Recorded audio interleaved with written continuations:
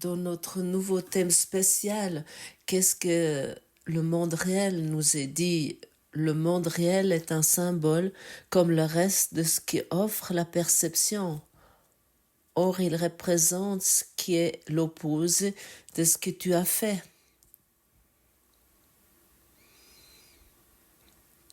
Dit avec d'autres mots, la véritable perception n'est pas la vérité, mais elle reflète la vérité de la même façon que le pardon, comme le pardon reflète l'unité totale, l'amour complet.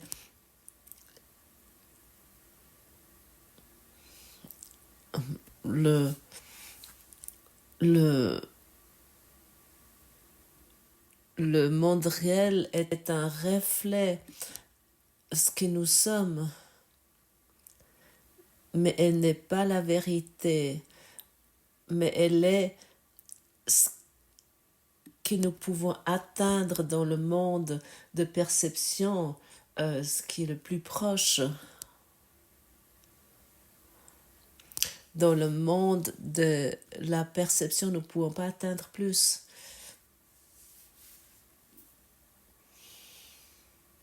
Je ne sais pas si ça c'est intéressant pour toi, mais ça a dû être une fois formulé pour que nous comprenions autant que nous sommes dans le monde de la perception.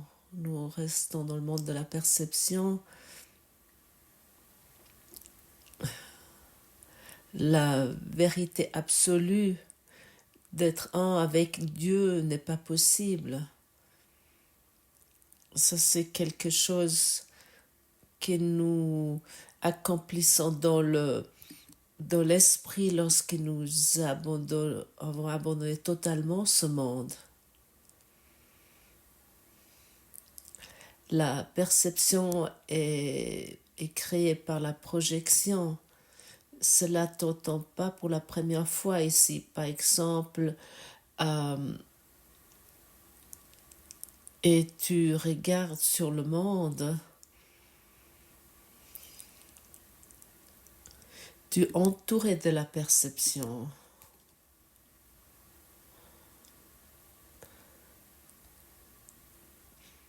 Essaie une fois d'arrêter la perception.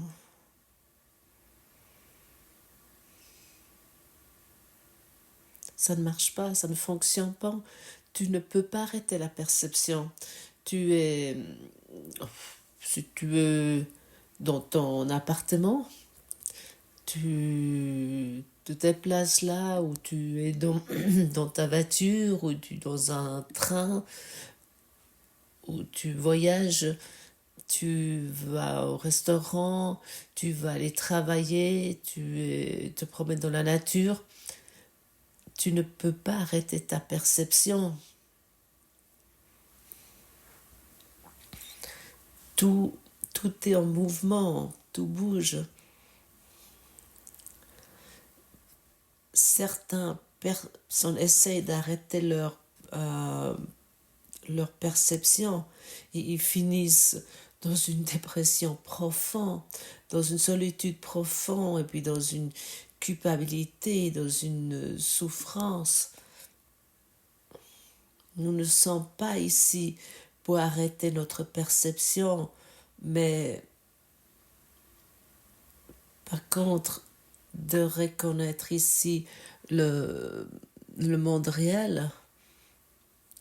Et cela nous faisons, nous pouvons formuler ceci autrement, pour expérimenter le symbole du monde réel. Et cela, nous atteignons si nous rajoutons plus rien à notre perception. Tout peut être tel que c'est. Nous ne rajoutons plus rien. Nous ne voulons plus avoir les choses autrement. Et pour cette raison, ce rappel, tu te trouves sans cesse dans une perception autant que tu es sur ce monde, dans ce monde, sur cette terre, n'essaye pas d'arrêter cela, mais ne rajoute plus rien. Ça signifie tu es dans une quelconque perception qui est créée par la projection, c'est-à-dire par les pensées. Alors n'interprète plus, réagis plus. Prends ces pensées que tu expérimentes plus pour aussi important que comme jusqu'à présent, comme tu as perçu cela jusqu'à présent, ou si une pensée est une perception. Lorsque tu fermes tes yeux, tu vas constater qu'il y a une masse, il y a énormément de pensées qui apparaissent. Cela est également une perception. Tu peux croire à une pensée, lui prêter ton attention, et avec cette attention, tu fais une expérience particulière. Tu peux être tout tranquillement dans ton salon ou dans une chambre et penser à un citron, et tu peux t'imaginer comme tu mords dans ce citron et tu fais une expérience physique comme avec tout. Tu peux penser à ton partenaire de vie, à tes parents, peu importe. Tu fais une expérience physique. Et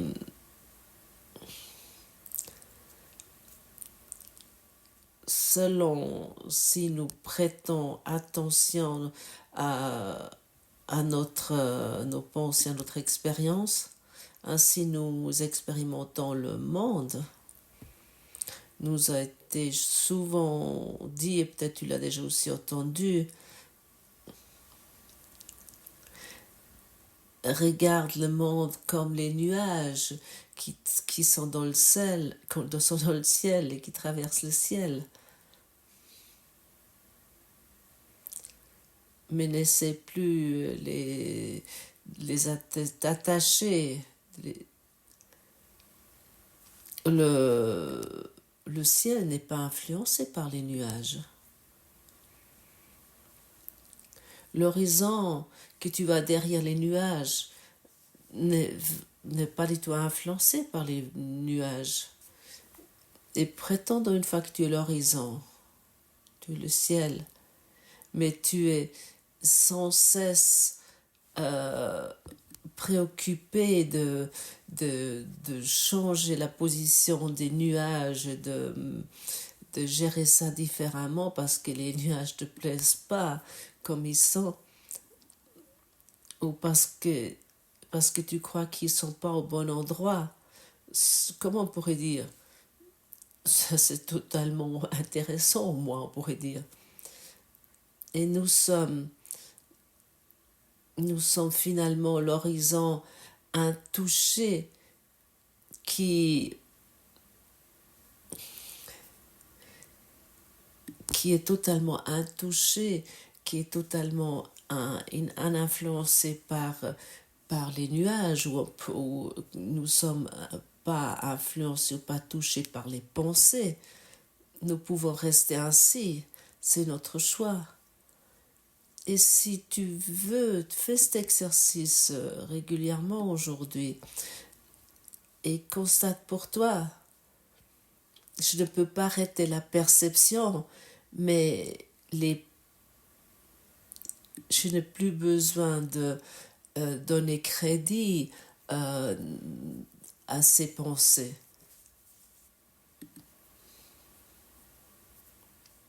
Personne m'oblige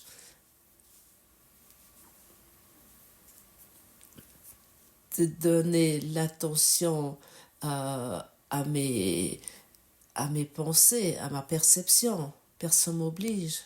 de donner l'attention à ma perception, n'est-ce pas?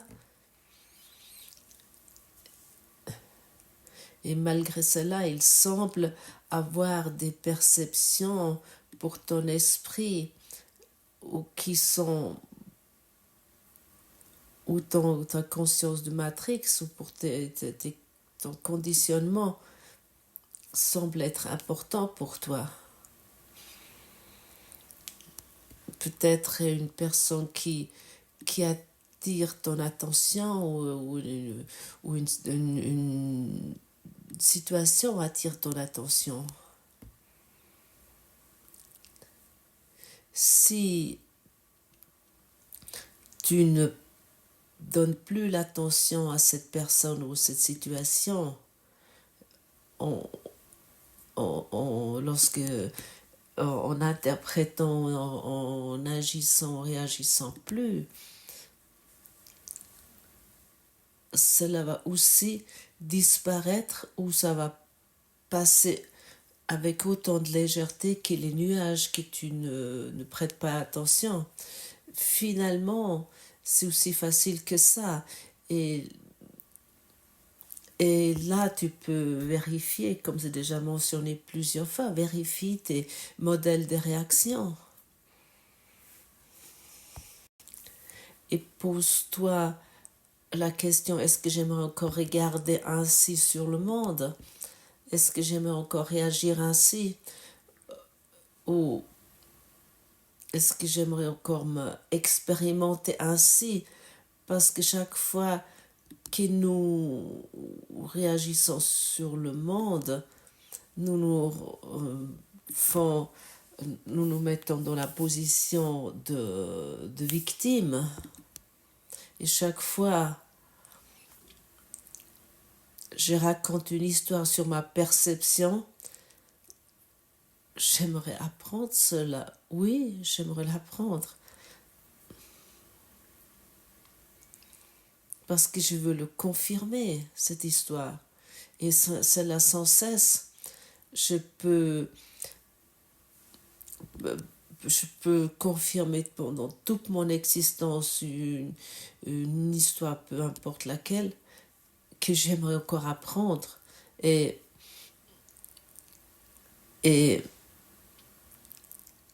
ainsi, je le mets à disposition au monde, dans ce champ morphogénétique. Et la question est, d'ailleurs, tu vas toujours trouver quelqu'un qui va te confirmer cela. Tu vas toujours trouver quelqu'un qui va dire « Ah oui, tu as totalement raison, tu es la victime », et ainsi de suite. La question est, quel sens a cela pour toi encore?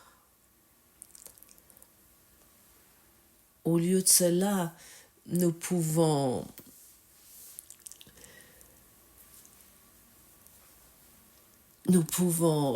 être dans une véritable compassion avec les gens qui nous rencontrons et qui sont encore enchevêtrés dans leurs histoires. La véritable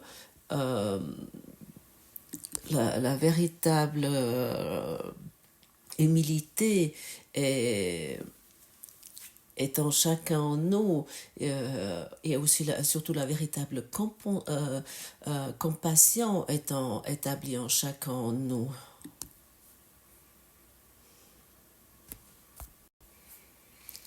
Et l'ego, il utilise cela, ce qui est en toi et en moi, pour souffrir avec, et puis de confirmer ainsi cette histoire. La compassion, ça ne signifie pas de confirmer les histoires envers ton conjoint ou envers le monde. Tout ce qu'il te raconte n'est pas cela. La véritable compassion est de reconnaître qu'il s'agit d'une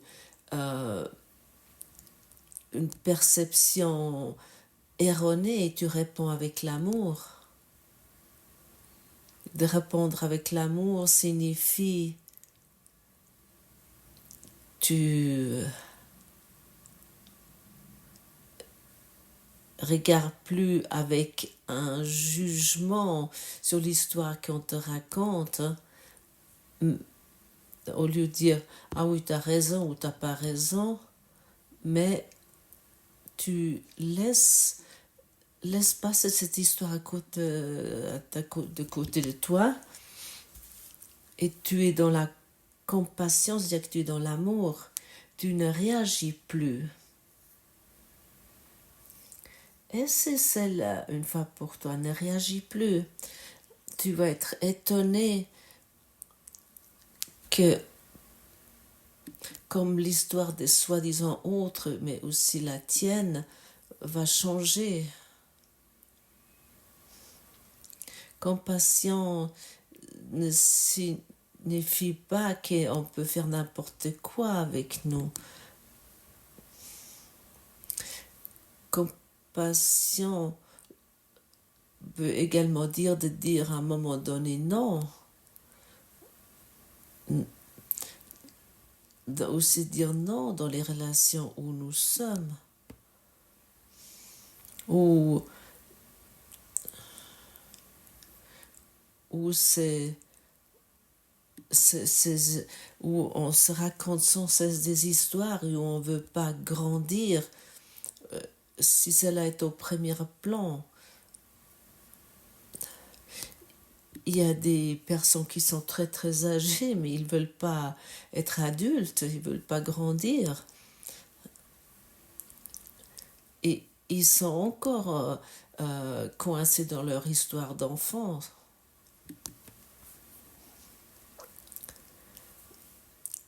Si tu leur proposes d'une façon erronée de l'aide, du soutien, ils ne peuvent pas devenir adultes, ils ne peuvent pas apprendre à marcher, on pourrait dire.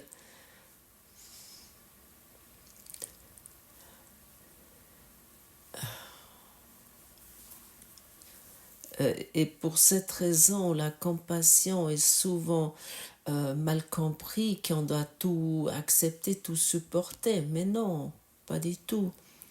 Un non peut être plein de compassion et plein d'amour. Ça peut se démontrer de cette façon.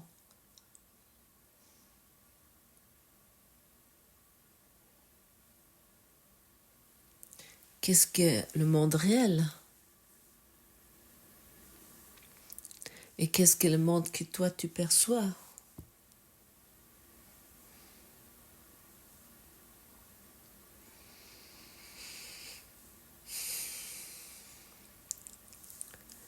Peut-être t'aimerais une fois réfléchir comment tu perçois le monde et pourquoi c'est ainsi. Et tu vas très vite avoir une clé dans la main parce que tu vas constater comment toi tu vois le monde. Cela n'a qu'une seule raison, parce que tu penses ainsi sur le monde. C'est uniquement cette raison. Le monde que tu perçois, c'est la façon que tu penses. C'est uniquement comme ça, c'est possible.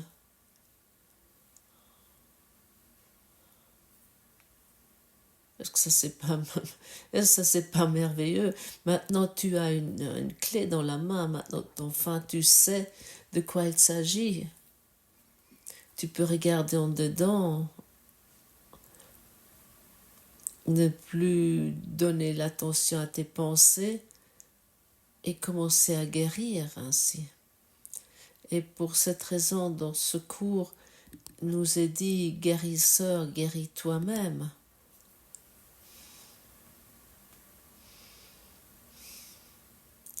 Et ça, c'est la signification. Mais personne, mais vraiment personne, peut t'enlever tes pensées. Personne peut t'aider de guérir autant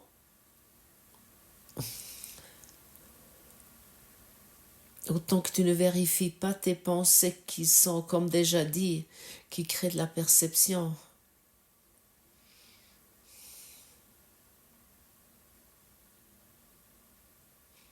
Qu'est-ce que le monde réel?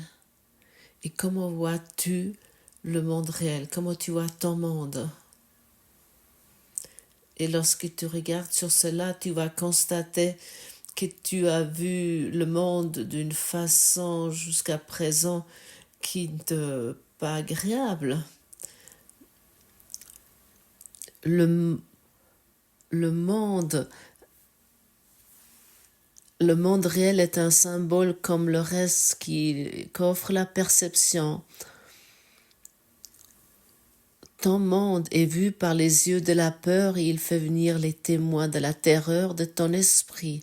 Le monde réel ne peut être perçu que par des yeux que le pardon bénit, de sorte qu'il voit un monde où la peur est impossible et où les témoins de la peur sont introuvables.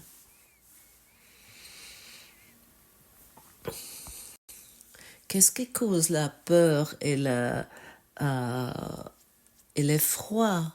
Et bien sûr, nous arrivons de nouveau chez nous. La peur et la terreur n'est uniquement créée par nous, par les choses auxquelles nous prêtons une attention particulière.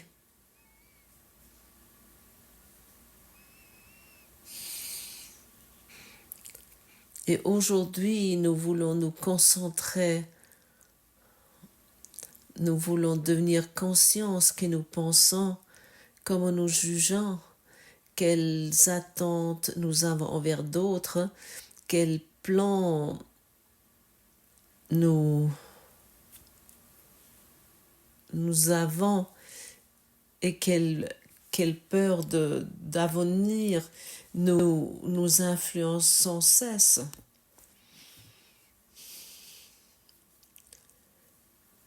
Et quelle plainte que nous avons sans cesse aussi. Tout cela nous garde loin du monde réel.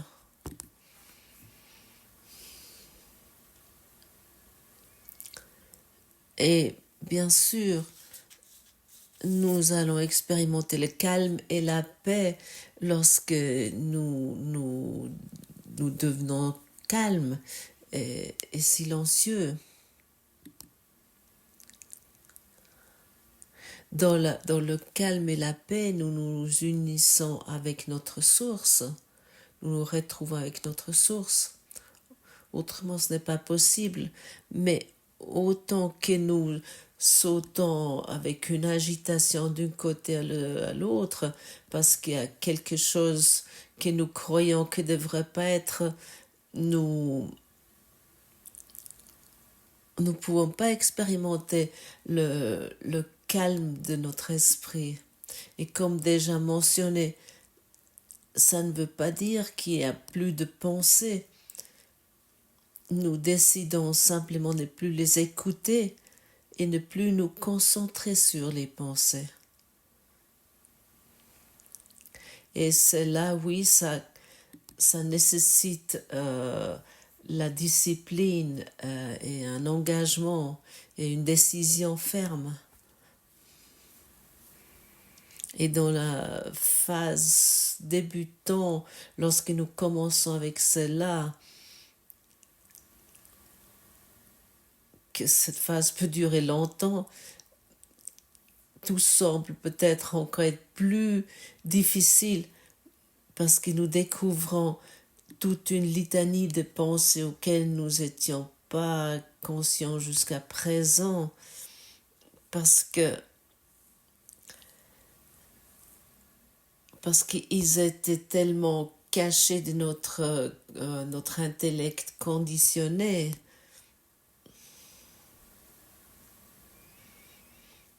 Et cela, j'ai dit parce qu'il y a beaucoup d'élèves du cours qui commencent avec ce cours et ils ont le sentiment, c'est que lorsqu'ils commencent vraiment avec ce cours, ils ont soudainement le sentiment, waouh, tout devient encore plus difficile, plus pénible. Et ça doit être ainsi parce que tout d'un coup arrive à la surface, ce que nous avons jusqu'à présent oppressé et caché.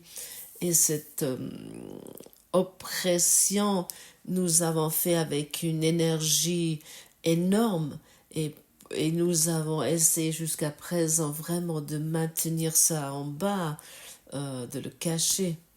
Mais ça doit apparaître comme chez toi et comme chez moi. Mais lorsque, une fois que tout apparaît à la surface et tout semble être difficile, alors demande sans cesse dans l'enseignant intérieur la paix. Demande qu'il te donne la paix. J'ai fait ça très souvent. Je lui ai dit, hey, j'en peux plus. Je ne sais plus comment avancer. Aide-moi, Saint-Esprit. Et je fais un pas en arrière et je fais une respiration et j'étais pendant 2 à 5 ou 2 à 10 secondes silencieux et tous mes idées, je ne peux plus, étaient soudainement plus là.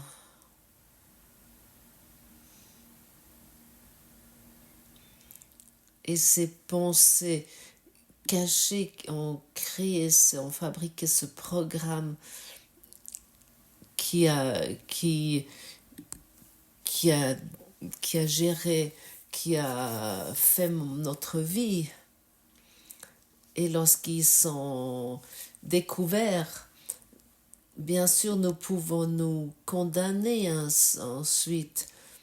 Nous pouvons penser sur nous, à quel point je suis bête, à quelle mauvaise personne je suis, ou nous laissons tout cela, ou si ces pensées, nous avons plus besoin de donner de l'attention.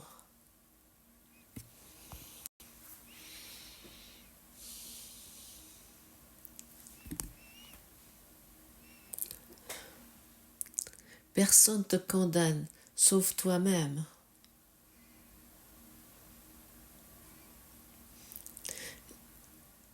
Et si tu regardes une fois ce programme de condamnation envers toi-même, tu n'as pas besoin d'être étonné que tu as perdu l'envie de vivre, la joie de vivre.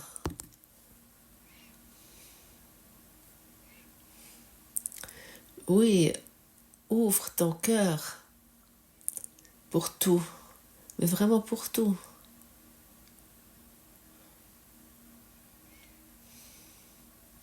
Et dès que tu ouvres ton cœur, tu t'ouvres pour la lumière. Et dans la lumière, tout va être amené à la maison où tous ces pensées, toutes ces perceptions vont disparaître.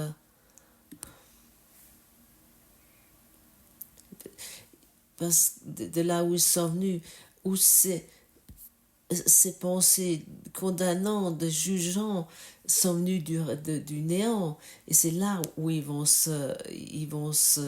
disparaître.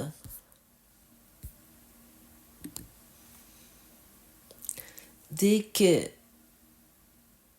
nous les acceptons totalement, nous n'avons plus de résistance.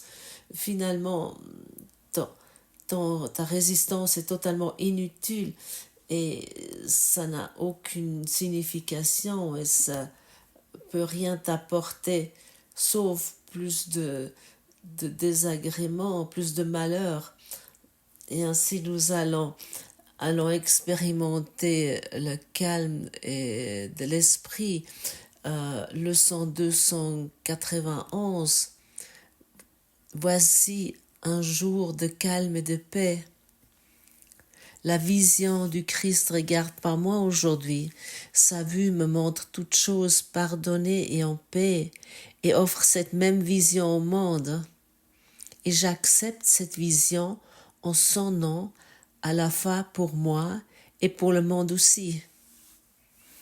Quelle beauté nous contemplons aujourd'hui, quelle sainteté nous voyons autour de nous, et il nous est donné de reconnaître que c'est une sainteté que nous partageons, c'est la sainteté de Dieu lui-même.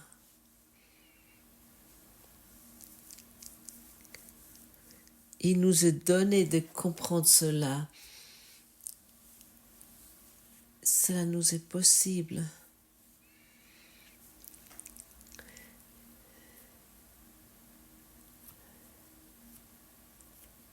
Il t'est donné de comprendre cela comme de regarder avec la vision du Christ. Cela t'est donné, ça c'est la possibilité. Commence à comprendre cela. Comme tu aimerais faire, comme déjà mentionné hier, tu aimerais rajouter une deuxième version dans laquelle tu vois la beauté, dans laquelle tu vois la joie et l'amour et la paix. Et à ce moment-là, tu deviens calme dans l'esprit. Et ainsi, tu as déjà deux personnes avec lesquelles tu t'es uni dans le soi du Christ, dans l'amour, dans le bonheur. Reste dans cet exercice, reste dans cette pratique. Ne maintiens plus ces pensées qui viennent du néant et qui n'apportent uniquement et qui font uniquement faire apparaître l'obscurité, les ténèbres et la séparation.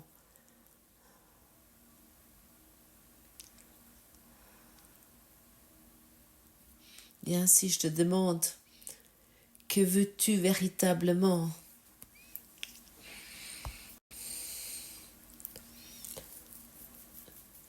Chez moi, il apparaît directement la pensée, la paix. Mais la paix, nous pouvons pas l'expérimenter dans une perception qui est basée sur la séparation.